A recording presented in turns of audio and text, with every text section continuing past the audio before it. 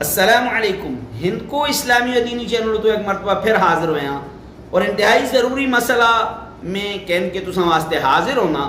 آج ایک پراؤ سوال کیتا ہے کہ میں فرض نماز پڑھدا یا کوئی سنت نماز پڑھدا یا تہجد پڑھدا.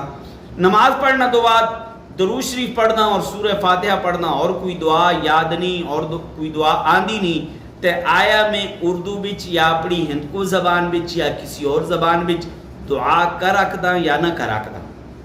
کسی اور زبان بچ دعا کر حقداں یا دعا نہ کر حقداں. تے اچھی طرح مسئلہ یاد کرے ہو کہ اللہ تبارک و تعالی زبانہ دا محتاج نہیں.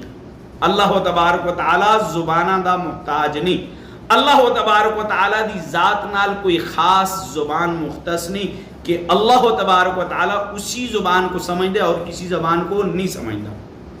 تے ثابت یہ ہویا کہ تسی کسی بھی زبان بچ دعا کر سکتے ہو.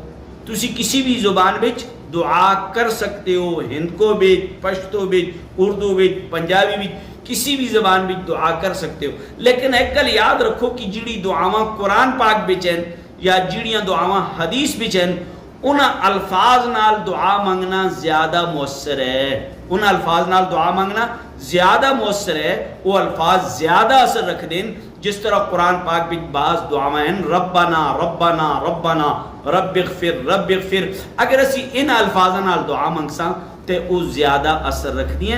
اسی طرح جڑے الفاظ حدیث بچ ہیں نبی کریم صلی اللہ علیہ وسلم اپنی امت کو دعاواں دسیاں ان الفاظ نال دعا منگساں تے وہ زیادہ اثر رکھسن. ویسے تسی ہر زبان بچ دعا منگ سکتے ہو. اگر تساں کو مسئلہ سمجھ آیا ہے تے دوسریاں تک پہنچانا وچ اساں دا ساتھ دیو. ہند کو اسلامی و دینی چینل کو سبسکرائب ضرور کرو. السلام علیکم.